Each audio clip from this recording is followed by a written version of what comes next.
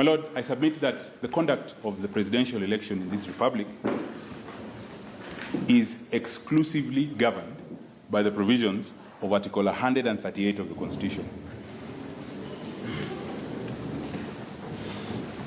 Article 138 of the Constitution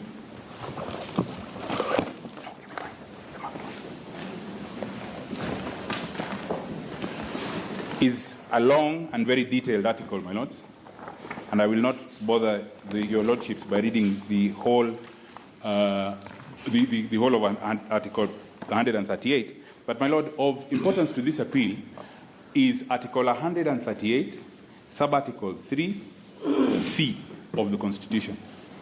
My Lord, it provides as follows. In a presidential election, after counting the votes in the polling station, the Independent Electoral and Boundaries Commission, who is the appellant before you, shall tally, verify the count, and declare the result. After counting the votes in the polling station, the appellant shall tally, verify the count, and declare the result. My Lords, I submit that Article 138 of the Constitution is central to this appeal, and during my submissions, I will refer to various provisions of Article 138 to buttress the points that I will make in support of the appeal by the appellants before you. My Lord, we submit that a true reading of Article 138, Sub-Article 3C of the Constitution discloses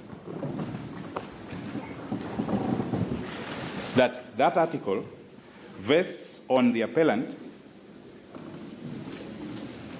in respect of the presidential election the ability and the duty to do four things.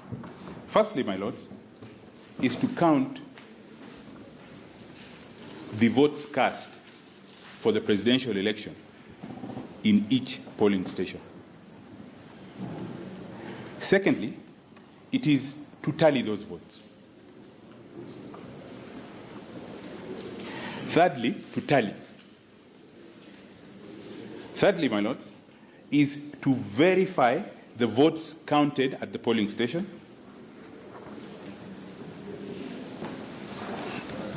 And fourthly, my Lords, to declare the result.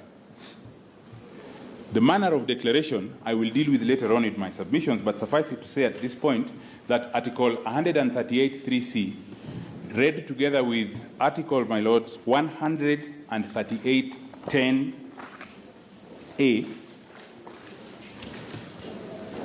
disclose or direct the manner in which the presidential or the result in the presidential election is to be declared. I submit, and I will come back to this point later on, that in respect of the presidential election, Article 138 is self-contained. It is self-contained.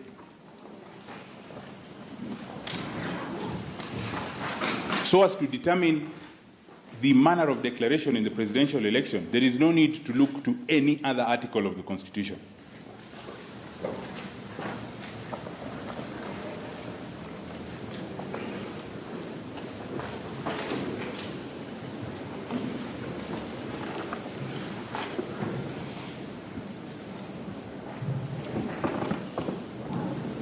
My Lords, we submit that Section 39, 2 and 3 of the Elections Act exist, my Lords, to enable the appellant carry out the very important constitutional mandate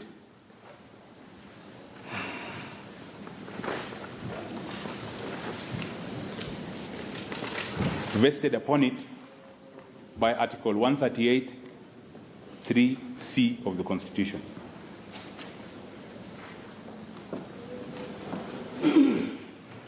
The results in the presidential election, my Lord, become final once the appellant has discharged its mandate in Article 138 3C. And I submit, my Lords, that the presidential election in this republic is peculiar.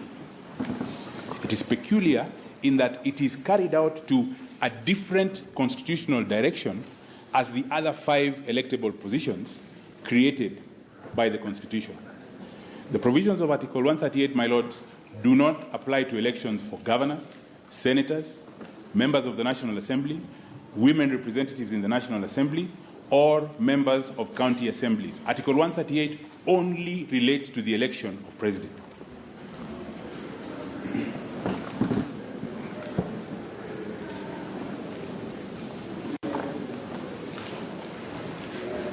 My lords, we submit that the High Court failed to properly appreciate this important point.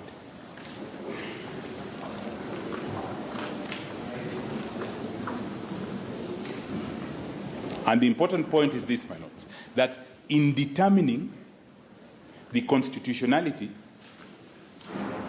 of sections 39(2) and sections 39(3) of the Constitution, the appropriate article of the Constitution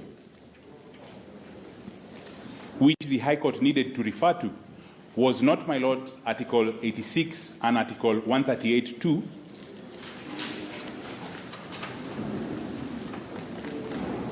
but Article 138(3)(c), as read with Article 138(10).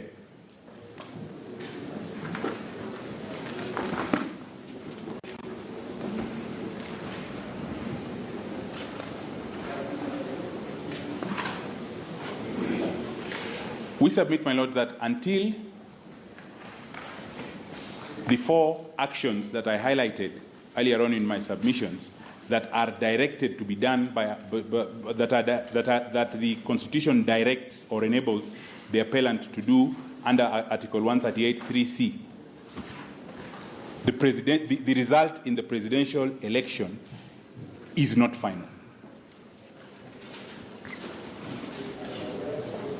I will add, my lord, that until the actions directed by Article 138(3)(c) are carried out, there is no result in the presidential election.